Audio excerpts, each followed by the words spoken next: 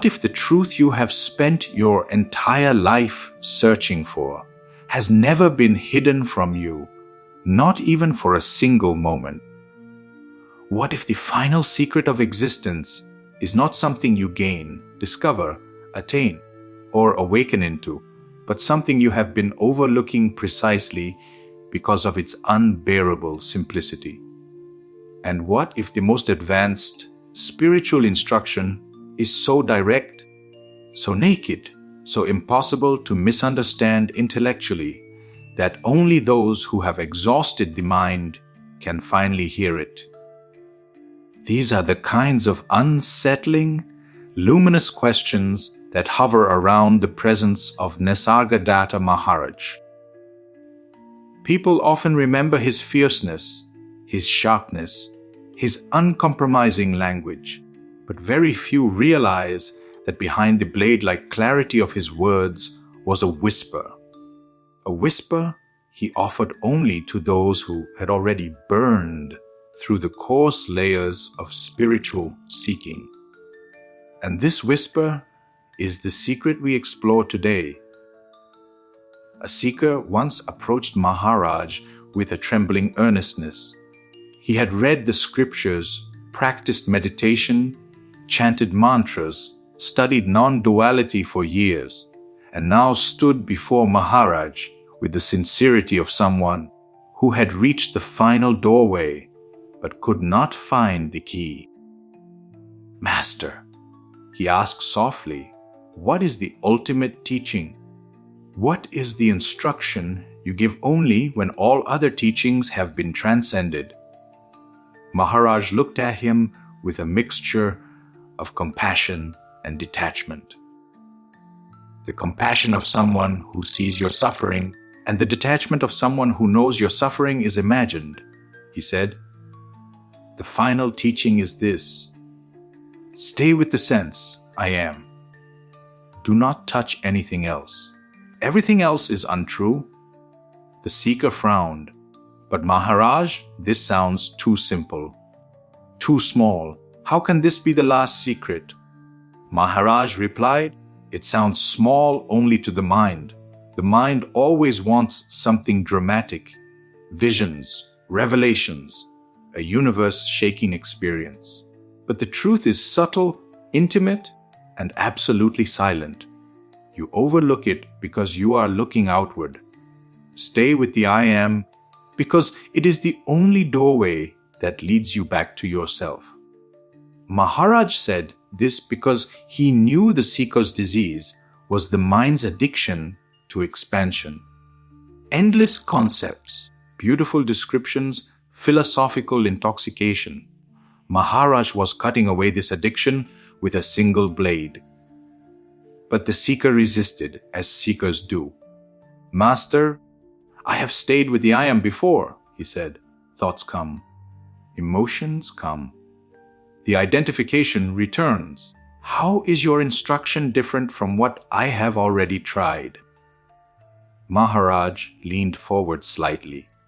"Because," he said, "you were staying with the I am as a practice. I am telling you to stay with it as your identity. You were visiting the I am like going to a temple. I am telling you it is your home. Never leave." This is where Maharaj's brilliance shines. He never asked people to do anything. He asked them to stop moving away from themselves. The seeker swallowed hard. Something in him understood, but fear rose. He said, "But if I stay only with the I am, then I must drop everything else. My knowledge, my memories, my ambitions, even my sense of spirituality." Maharaj interrupted, "Yes, because they were never yours. They rise and fall in the light of your I am. You have been clinging to shadows and ignoring the sun." Another seeker in the room asked, "Maharaj, why is this teaching reserved for advanced seekers?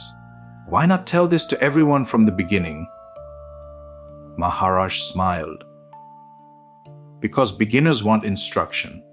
They want paths. methods, techniques, philosophies. They want to correct the ego. Advanced seekers have suffered enough from their own thinking to finally understand that the ego cannot be corrected. It can only be seen as false. Only then can they hear the teaching without distorting it. And this is the subtlety of the title, The Secret Nisargadatta Whispered Only to Advanced Seekers. It is not that the teaching is hidden.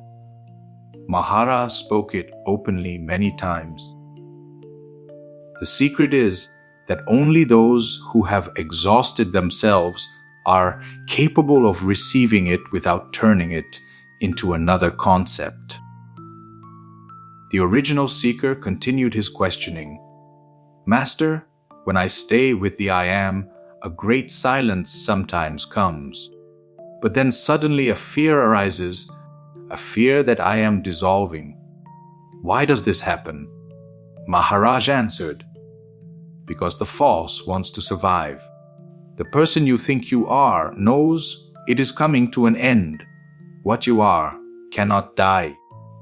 The fear is the last cry of the imagined. The seeker whispered, then what is beyond the I Am? Maharaj's voice softened into that legendary whisper, the whisper only advanced seekers were ready for. He said, beyond the I Am, you are the Absolute. Prior to consciousness, prior to existence, but do not jump there. Stay with the I Am until it dissolves by itself. The doorway cannot be forced open, it melts. The entire room went still. This was the heart of his secret. The doorway, the sense I exist, is both the path and the illusion. It is the bridge that self-destructs once you cross it. The seeker's final doubt arose. But Master, if even the I Am dissolves, then what remains? Maharaj looked straight into him and said, nothing remains. And that nothing is your true nature, limitless, unborn, untouched by time or space. The mind hears this as annihilation. But what you truly are hears this as freedom. The seeker fell silent, not defeated, but disarmed, not convinced, but emptied. Maharaj had not given him knowledge. He had taken away everything that stood between him and himself. And this is why the title is justified. This is the secret whispered only to those who are ready to stop seeking, who are ready to stop accumulating, and who are ready to stop trying to awaken as a person. It is the final instruction that collapses all instructions, because the truth cannot be learned. It can only be recognized when everything else is abandoned. And so Maharaj ends with his stark, luminous simplicity. Stay with the I Am. It is the seed of the universe. Stay with it until even the seed dissolves. Then you will know what I am telling you.